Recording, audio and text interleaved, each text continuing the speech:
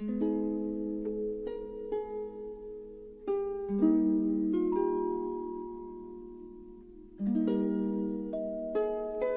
the Coen brothers' world, the city of Fargo appears to be a nightmare. The weather is cold, the city is remote, the only color you see is a bleak snow white.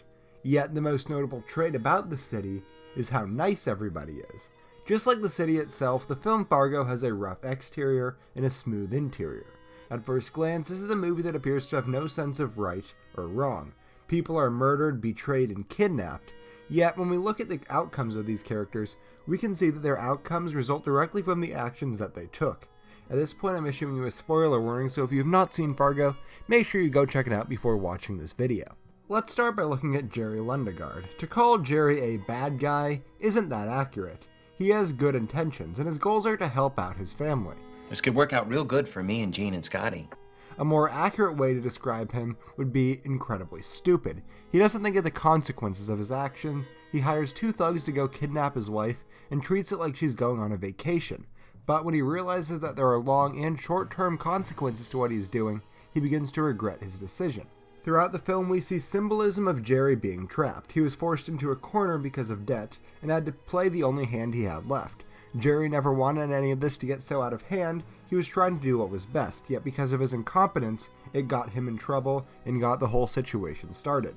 Because of that, he didn't face as harsh as consequences as others. He got time in jail, but when you compare that to some of the other fates of characters, it isn't as bad. Carl and Gare, on the other hand, are bad people. They got themselves into positions where they put themselves in danger both physically and in terms of the law. Carl is killed while Gare is simply arrested. As I'm sure you've picked up by now, in this film there is a sense of right and wrong. So why is it that Gare is simply arrested? As we already touched upon with Jerry, intent means something. When a character means to do something bad, they are punished more harshly than someone who means to do right. And that is what happens here. According to this film, Carl is much worse than Gare because Gare is often simply doing what he is told.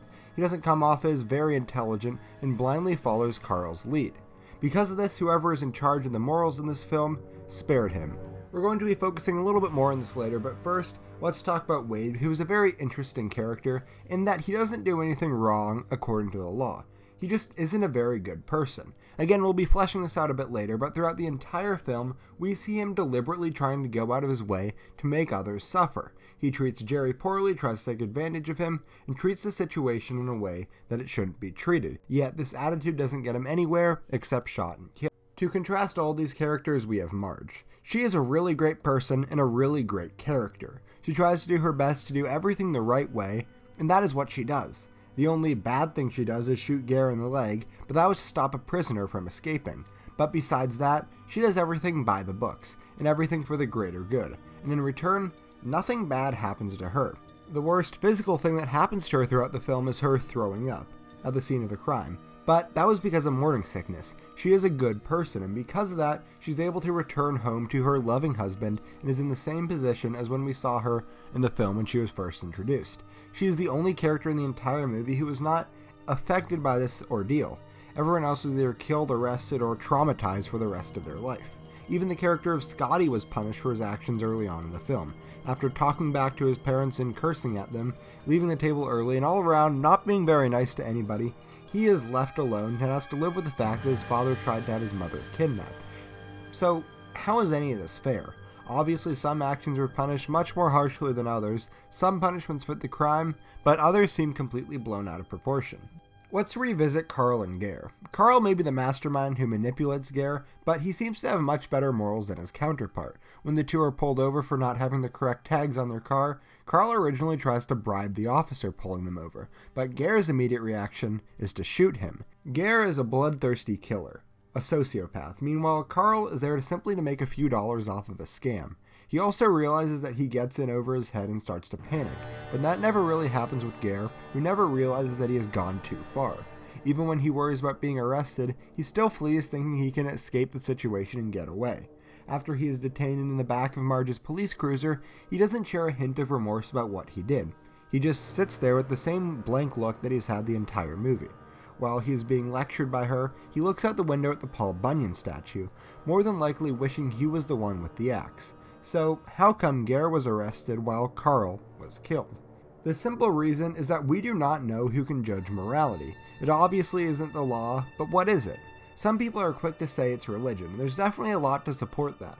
Carl, Gare, Wade, and Jerry collectively exhibit all 7 of the deadly sins: wrath, gluttony, Where's Pancake's house? greed, Drop that fucking money! envy, pride, lust, and sloth by their attempt to scam Wade and get rich without doing any work.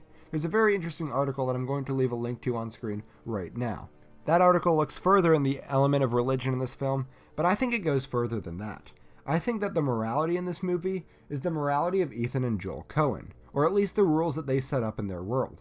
When we look to their other films, there is generally a sense of right and wrong. Good things usually happen to good people, and bad things usually happen to bad people. But there are 2 glaring exceptions to this: Inside Llewyn Davis and No Country for Old Men. Inside Llewyn Davis, at least in my eyes, exists in the real world where we are all right now, not this alternate universe that the Coen brothers created. It's not supposed to be a chapter in their overarching story with their morals. It's supposed to be a chapter out of a real person's life with real-world morals. In No Country for Old Men, there is a character who determines the fate of the other characters, Anton Chigurh. In the future, I'd like to take a closer look at this, but for now, I will leave this video by saying that Fargo is an incredible film. It asks the audience so many questions, and as the film progresses, we see characters change and develop. Next time you watch this movie, think to yourself, what is an appropriate punishment for the crimes and actions of this character? As always, thank you so much for watching. Make sure you leave a comment and tell me what you think about this movie. Make sure you join me next time when we're going to be looking at Life of Pi. That video is on the right of the screen and is going to be out next week. Until then, you can check out my last week's video and we looked at Inherent Vice. Thanks for watching.